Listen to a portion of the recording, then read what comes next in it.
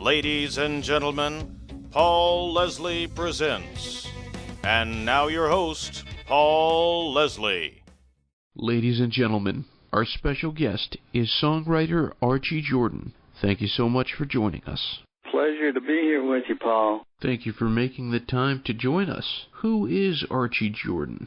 Well, he's a guy that was born in Augusta, Georgia, grew up in South Georgia, then moved to South Carolina and played in band. Started my first band when I was in the 7th grade and moved on in high school, of course, and had another band, the Intruders. Had a band in college. I majored in music, toured with the Tams when I was 18 years old. I was a guitar player. The Tams got me my first break, introduced me to my first publisher in Atlanta, which led to my first publisher in Nashville, to a life as a songwriter. So that's what I've been doing for about the last 35 years. What music did you hear growing up? Early on, I listened to James Brown, Wilson Pickett, Otis Redding. I loved R&B music, but I also loved the Beatles. Everybody, I believe, in my generation loved the Beatles. They influenced me a lot. I loved Burt Bacharach stuff, Hal David, and, I eventually got to write with Hal David. I wrote my first hit record with him. As I matured a little in music and got a little older, I really became interested in the great writers like Irving Berlin, Richard Rodgers. I love the great movie composers like Max Steiner. Those wonderful composers back there in the 30s and 40s. And because I'm a great lover of melody, so I really have always studied the great film composers and the master songwriters. And you learn from the people that came before you, even though styles change. It's always good to look back, learn from the guys who did it before you did. In your opinion, from the modern era, could you pick the best songwriter? I think David Foster's a great writer. He's, written from everybody from Whitney Houston to all these great guys today like Josh Groban and Andre Bocelli and so many, and he's a great melody writer. There's a lyric writer out in California, Shelley Peiken, she's written some great songs, wrote some of Christina Aguilera things. She's very good. You kind of do it all, the pretty stuff and the funky stuff. Still, in this day and time, also, one of my favorite guys is a man named Richard Lee, who wrote one of his biggest songs was Don't It Make My Brown Eyes Blue. Still writes, he still does concerts, and he's a great melody and lyric guy. A couple more I'd like to mention. Randy Newman, I think, is outstanding. He's just such a stylist, has his own style. Of course, Diane Warren, who's probably the most successful writer in the last 20 years. She's written so many big hits, and she's a wonderful writer. Can still do it and still gets cuts today. And who do you think are the best songwriters from yesteryear? Well, I'd have to say right off, I think Paul McCartney is, right up there. I mean, his material is just, he's so gifted. He's very skilled. He's a great craftsman. But, when you write melodies like Yesterday and The Long and Winding Road, it's just at another whole level. And I think you just got to have that God-given ability to write at that level. You can practice and learn the craft of songwriting, but that God-given gift is just that, God-given. And his melodies are just amazing. Burt Bacharach's another great one. Hal David I wrote with him for many years, and it was a dream come true for me. He was an amazing man to work with. He's one of those who was very, very gifted, but also one of the best craftsmen that I ever wrote with. He was thinking way ahead as we'd be writing, way, way ahead. Just knew how to put it all together. One of my favorite writers passed away 3 years ago, a guy named Paul Davis, who wrote I Go Crazy, Want to Bop With You Baby, Meet Me in Montana, Cool Night, 65 Love Affair, down to My Last Teardrop. We started out together in Atlanta at Bang Records, and neither one of us had a hit at that time, and he had a real big hit with Ride 'em Cowboy as his first hit single. He was a good friend. We wrote one hit together in Nashville. But I tell you, when you wrote with Paul, man, it was just amazing to hear what would just all of a sudden come out of his mouth. Because I remember one time we were writing and he sang this chorus, and I just said, man, if that doesn't let you know that there is a God, because it was just so phenomenal. I said, man, I just don't believe anybody's that good on their own, you know. Yeah. He's one of my all-time favorites. There's so many, going way back, Irving Berlin. I've studied his work, and Richard Rodgers, two of my favorites. They're just, if you really want to, learn how to write a great melody and craft a great lyric, those are two people that you really need to study. These two of my very favorites. Of course, I mentioned Max Steiner, one of the greatest film composers ever lived. Great influence on me. Oh, man, there's so many. But that covers some of my very favorites. Tell us about meeting Arthur Conley and that experience in your life. I was in high school, and we had a band in high school called Mike Stewart and the Intruders. We were a hot band there in Aiken, South Carolina, and known around the Augusta, Georgia area also, and we used to pack the crowd. We got a call from an agent in Augusta, and he had booked Arthur Conley to play at this National Guard Armory, and Arthur just had Sweet Soul Music, and the agent hired my band to back him up. In those days, in the late 60s, a lot of the artists who were single acts, a lot of them didn't carry a band that time unless they were real big, like Otis Redding or James Brown. But that was Arthur's first hit, and he took a guitar player with him. That was his musical director. His name was Carl Williams, and he was really good. So we got the job to back up Arthur, and we had a rehearsal that day, the afternoon of the concert, and we only worked up about 6 or 7 songs. We got them down like Arthur and Carl Williams, to their expectations. But I was thinking, man, how are we going to make these songs last for an entire set? Well, we all learned something that night. We found out something. He would stretch out a song. It would get to the end of the song, and Arthur would bring it down. He'd get the band to play real softly, and he'd start talking to the audience, talking to the girls, and then he'd start dancing, and he'd get us to bring the music back up. Before you know it, the song was 10 or 15 minutes long. We learned a lot about showmanship from Arthur, and that was my first time of getting to back up a major recording artist like that. Still got an album, his first album, that I saw it the other day, and Arthur and his music director signed it to me. So that thing's probably 45 years old, I guess. Our special guest is Archie Jordan. Tell us about the first time that you wrote a song. I was about 18. I was 17 or 18. I think it was my last year in high school, and I wrote this, like I was saying, I love beautiful melodies, and I went to the piano and picked out this melody, and finally got it the way I wanted it, and then I started putting some lyrics to it, and they were pretty good. They were pretty good for my first thing. Eventually, when I got a deal with Bang Records, we recorded on a black female artist, and she did a great job on it. I mean, it was never a big hit. I don't know if it was even an A-side. Even that early, it kind of identified my style. Kind of got known for writing the pretty ballads, real melodic thing. Then I wrote one real kind of funky thing, up-tempo, early on, but it wasn't identifiable to my style. I've written all type of songs, but, still I come back to those, hunting for those beautiful melodies. It definitely sounds like you were more moved by the melody than the lyric. Is that true?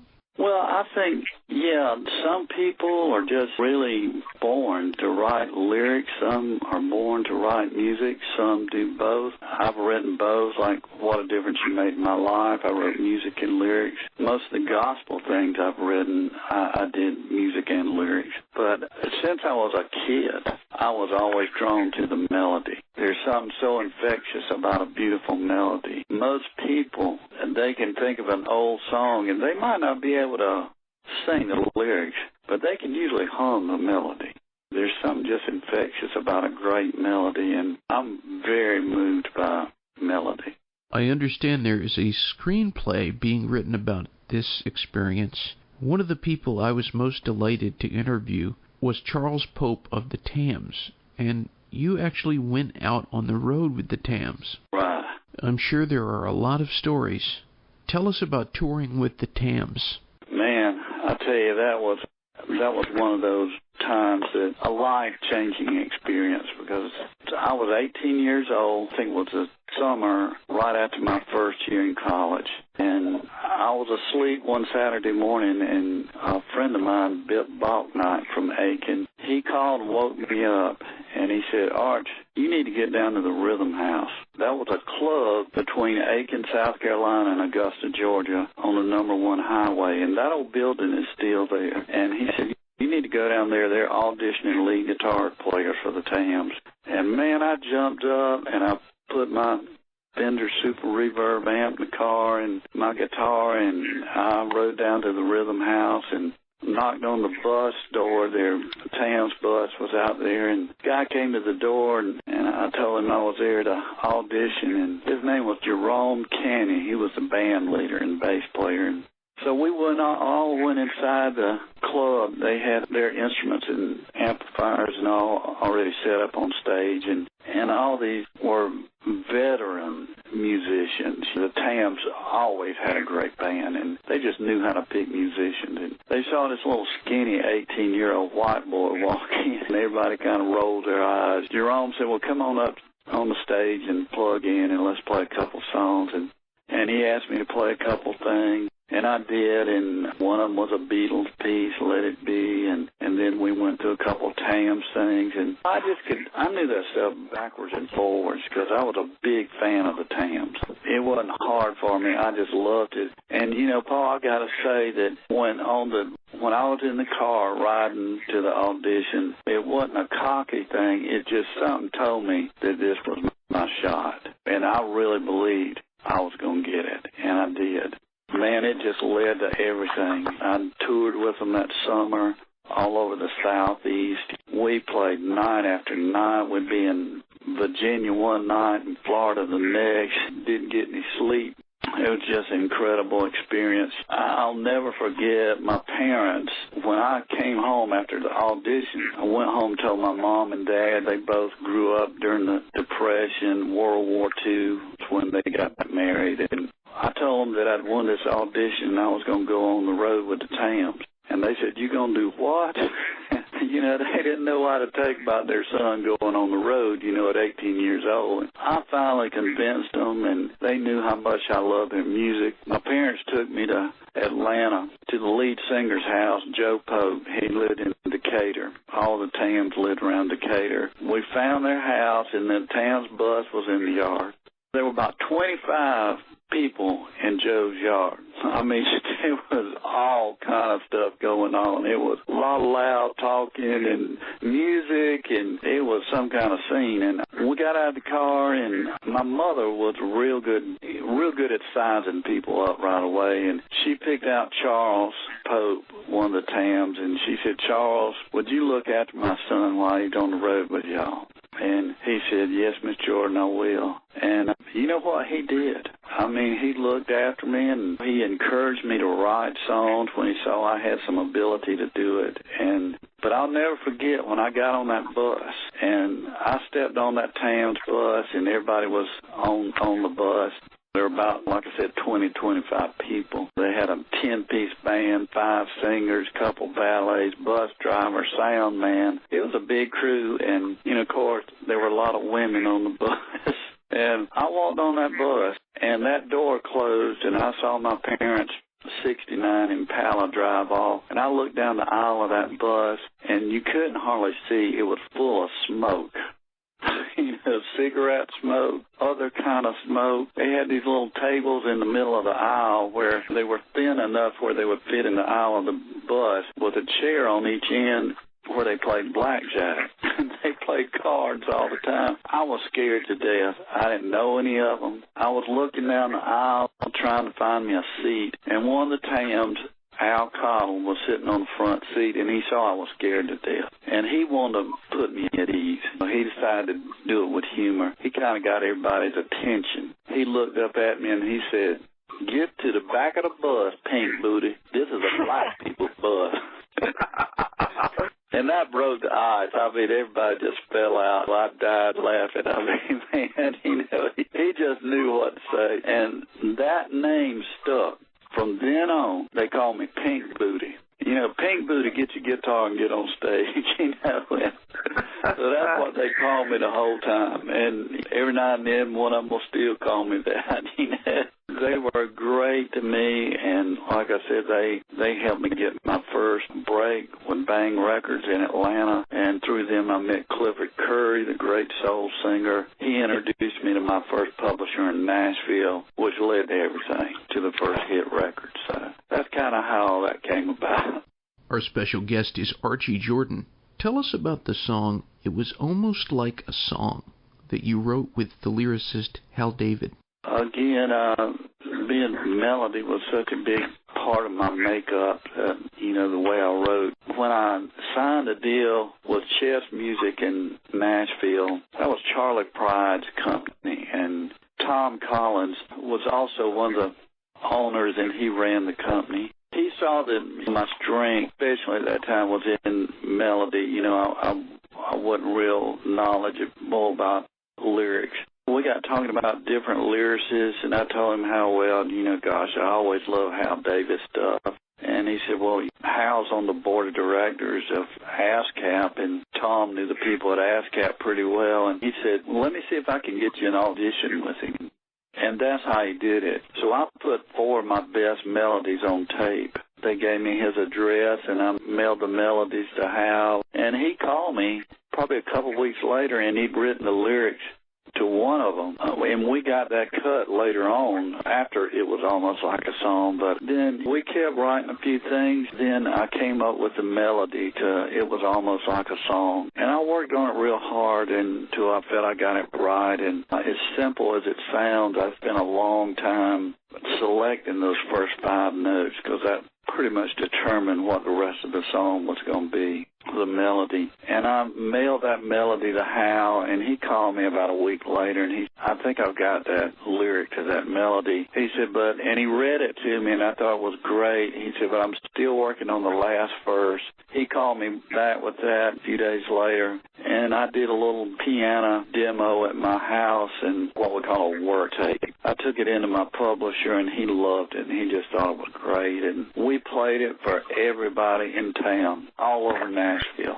Nobody would record it. My own band would not record it. I mean, it got very discouraging. Yeah. And then finally, Roy Clark recorded the song. But he started second-guessing it. He thought it was too pop, too pretty, too many chord changes. And so he took it off his record. It just devastated me. So that was my first big cut. But I said, I just got to believe good Lord's got something else better far down the road. And one day, my publisher called me. He said, Arch, I'm at Ronnie Milsap's home. He's done his own arrangement of your song. He said, if it comes off as well in the studio as it does here at his house, it'll be the biggest record he's ever had.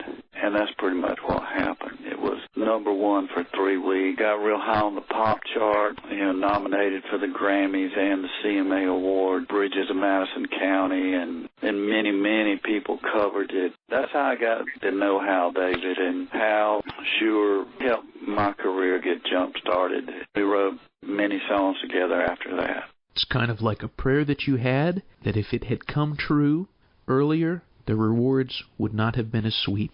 You're right. You're right.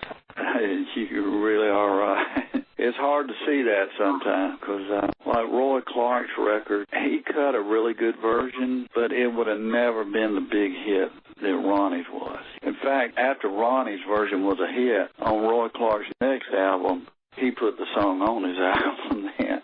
But Ronnie put that high ending on it, at the end. Roy didn't do that. I didn't do that on the demo. That was Ronnie's own. That was kind of a signature thing of his because he had such a great vocal range. It put a lot of drama into the song. It was just, it was just a huge record. And he was the artist who was destined to cut it.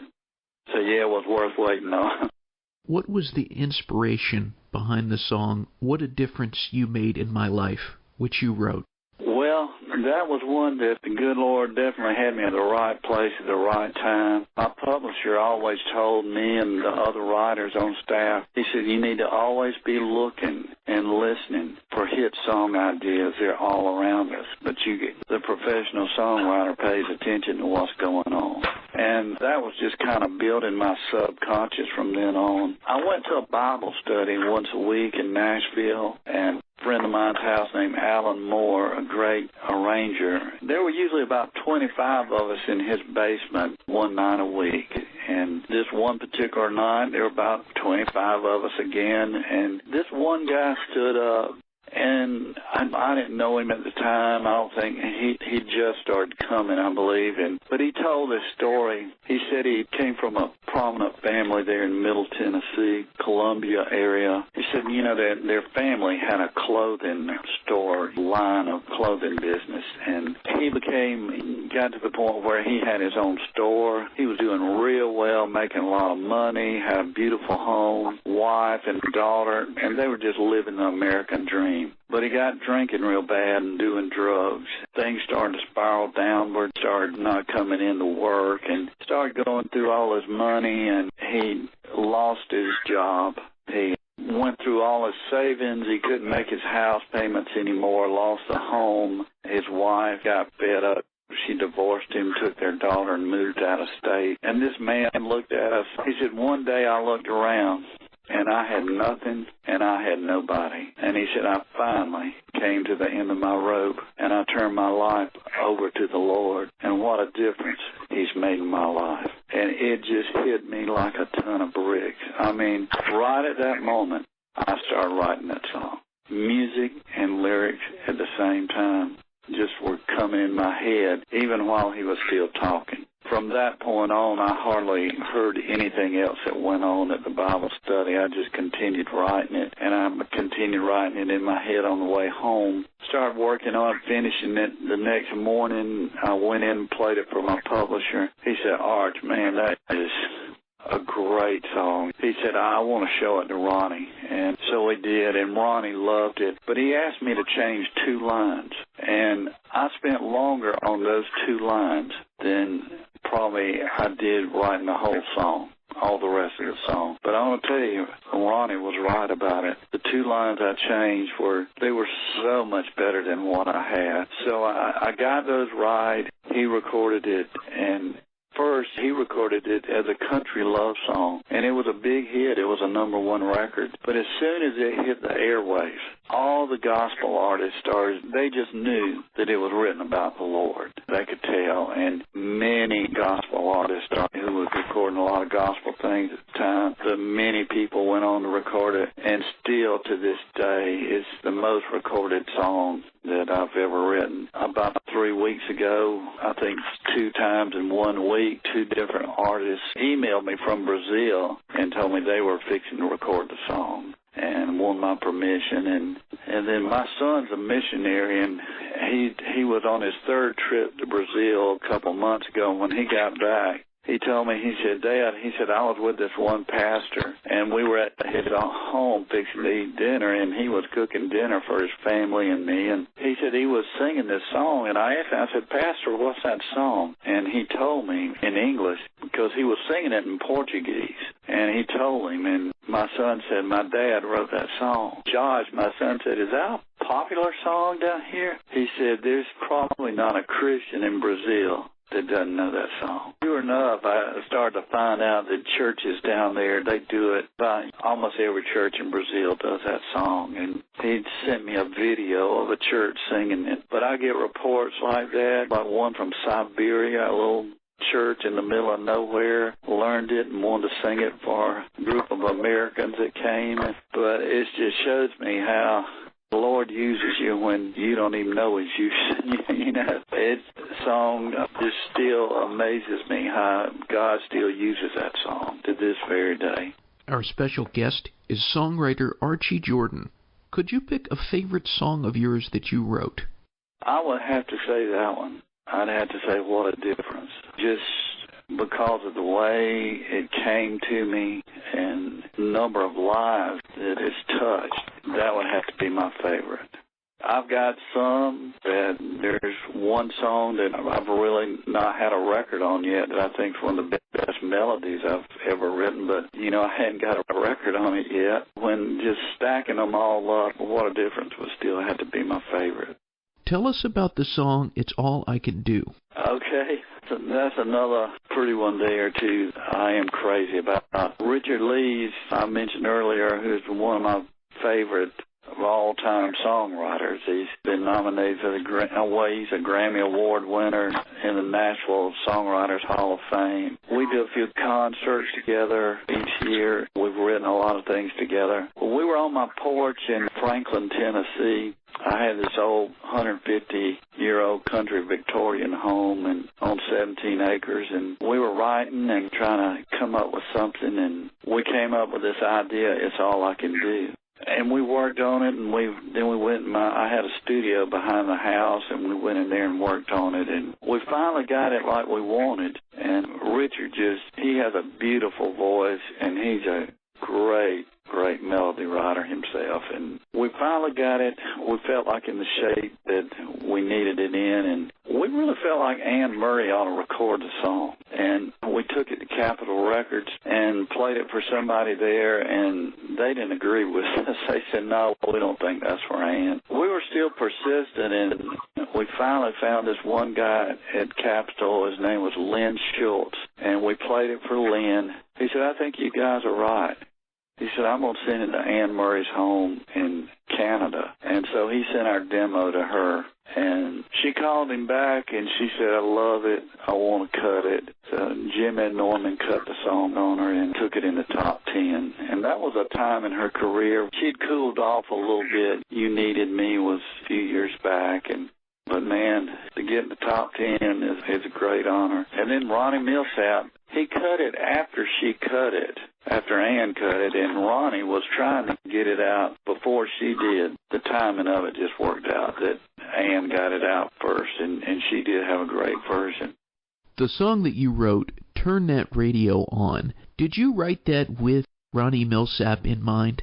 No, I originally was trying to write something for the judge. I'd worked on this melody. I didn't have any lyrics to it, and I remember calling Paul David, and I said, I want to play this melody I got and see if we can make it work for the judge. I said, the way I'm hearing it, I think a harmony will work real good for the judge. And I'm doing a lot of arrangements for Brent Mayer, the judge producer, and I'm sure I can get him to hear it. I went out to Paul's, and we worked on it, and I thought I had all the music, but it turned out I didn't. The part I had turned out to be the verse.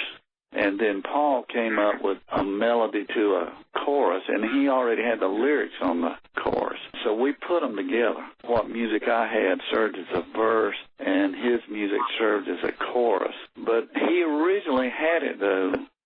Somebody turned that radio off. We did it like that for a while. We sung it like that while we were working on it. And I got home, and I started thinking about that thing. I said, man, if we come out with this record, somebody turned that radio off. I said, how many DJs are going to want to play that? You know?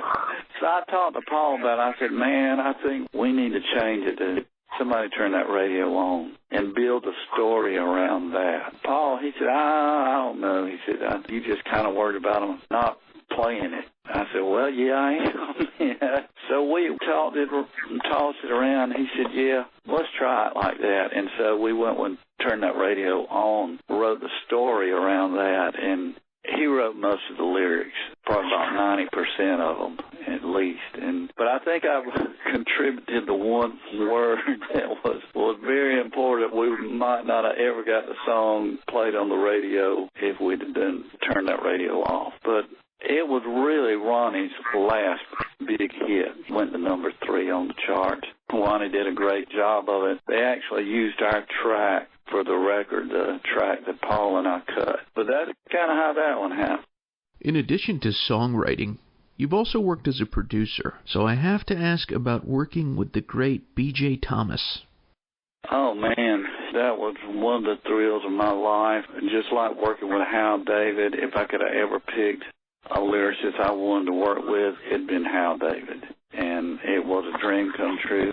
Same with B.J. Thomas. I just thought, man, this guy is probably my favorite white male singer. He just has such an unusual style and is so creative. I got the chance to work with him when I was doing some arrangements for a guy named Chris Christian in Nashville who had cut a gospel album, contemporary Christian album on B.J. And he also cut a couple of my songs, too. And then they did another album on him. But it came time that Chris moved on to some different projects, and because I'd done arrangements on BJ's couple of his albums and wrote some of his songs, and they knew I was production-oriented also, that they hired me, Word Records hired me to produce his next couple of albums. And it was just amazing to be in the studio with just he would make a song his own. You know, he just didn't get out there. And he was smart enough to know that he needed to sing the writer's melody if it was a great melody. But he also incorporated his style, which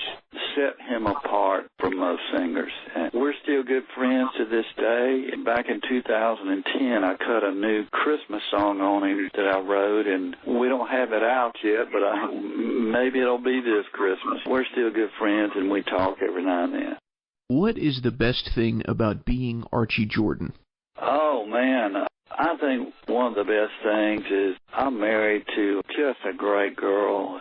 Her name's Kathy. We grew up in our youth about 15 miles from each other, but we never knew each other. Well, I met Kathy about 8 years ago. We dated for a year, and we were just friends the first 6 months and then fell in love.